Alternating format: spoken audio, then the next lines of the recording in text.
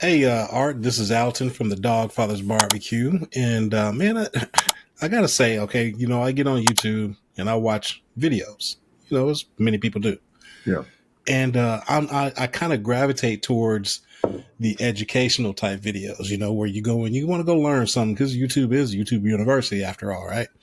Then you have some that are entertainment, and I look at your videos and you smack dab in the middle where I'm going to call it edutainment, right? I like So I don't call it, what you do to me. I don't look at it as YouTube videos. I look at it as a reality show, man, because Yeah. I'm sitting there watching and a lot of times I'm sitting there fast forwarding through different videos and I come to your videos. And I'm like, hold up, I don't want to miss anything because these dudes be getting it in.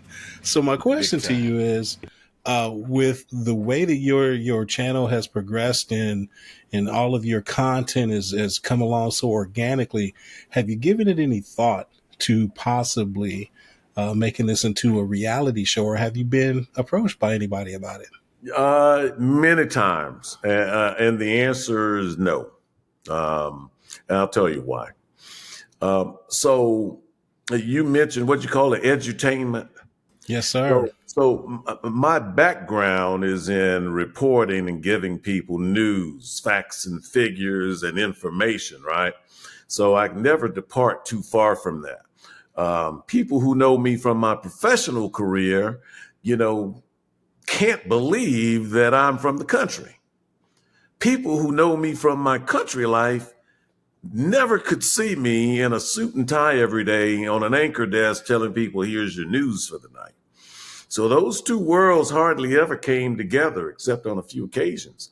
So I've always tried to educate people and give them information, but nobody wants to be bored when they receive this information. You can make that fun if you're in the right setting.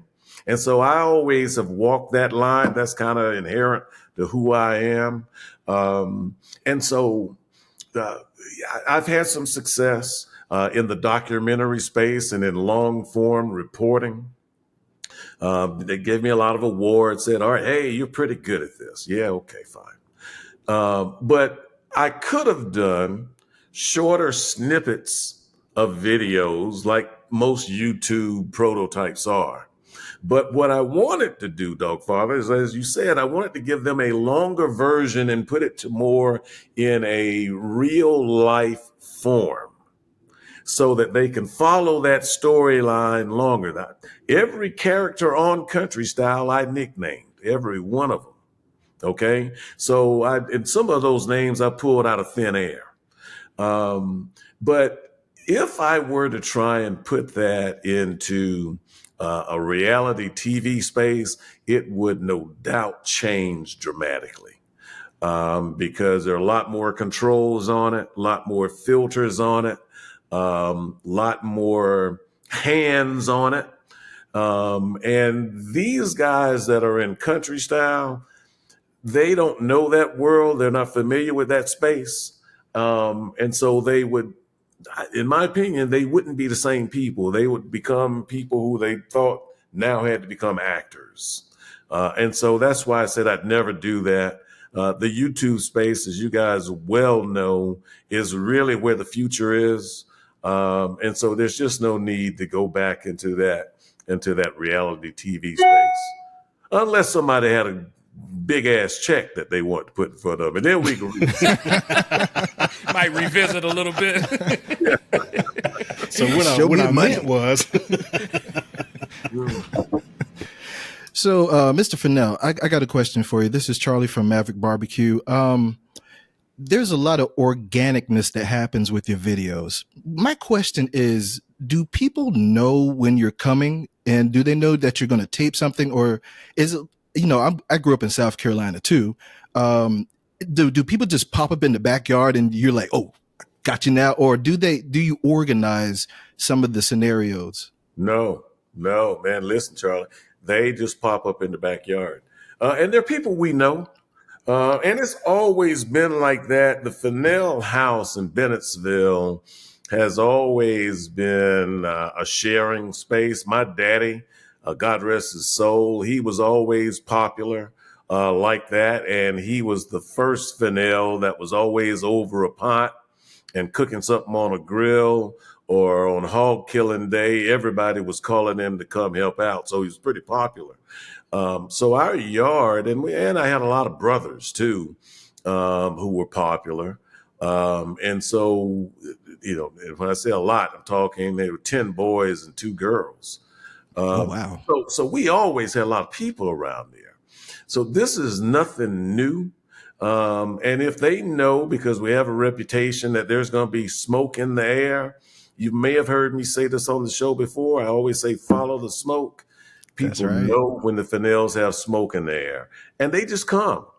They just come to hang out, and that's all it is. So I don't have to make any phone calls. I don't have to tell anybody, hey, I'm going to be doing this today. Come by if you want to. They just show up. And I tell people that all the time. That's really the way it is.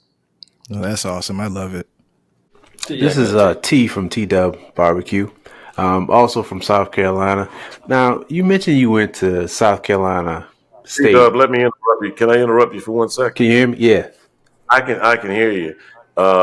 One, what part of South Carolina? And 2, big ups for that Eagles banner you got behind you. Oh, yeah, you see? Here we go. Hey, I'm going to tell you, those fellas was giving me a hard time about that before we got on. No, you good with me, dog. I'm from Charleston, and I currently live in Columbia. Okay, great. South Carolina State, college at the time. What was that like during the time you went there? I know that things have changed and it's kind of different since it became a university. And we're not going to talk about how they stole our football coach, but what was life like growing up at South Carolina State? Well, it was good for me. If you guys have seen the cook-off video, if you've been there or whatever, we do that in the small community of Blenheim, which is just outside of Bennettsville. Bennettsville is small. Blenheim is tiny, ain't you? And so that's why I went to high school, man. Wait, I'm sorry, Art. Can you say that one more again? Tiny, ain't you? That's what we call it, man. Tiny, ain't you? Teeny, You got to write that one down. teeny, weeny, tiny, ain't you? IG. Okay. So this is the silent one calling me now, but I talk to him later. But the point is, coming from that small town and not having any money, as I mentioned earlier, we didn't have a whole lot of options, man. And so South Carolina State was the state institution. It's the only one I could get in that would accept me, and that I could partially afford, and couldn't really afford that. But it was, when they talk about an HBCU being a family, it became that for me, because I had professors who went way out of their way to help me get through, had friends that are still my friends today. And we still hang out, not just friends that you see, hear about every couple of years, but we're still in regular contact. And so it was a big family. It was a good learning environment. Wasn't perfect, not by a long shot. I don't know what school would be. But I always said that, you take from the university or your educational setting what you can, and then it's up to you to figure out how you're going to apply it and use it in your life. And a lot of big, important people have come from not only South Carolina State, but you could close your eyes and point to any HBCU in the country and find others who've done great things, man. So I was happy to go there. It was right for me at the time, and it was the right decision.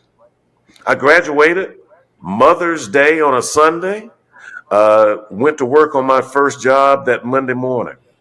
Ooh.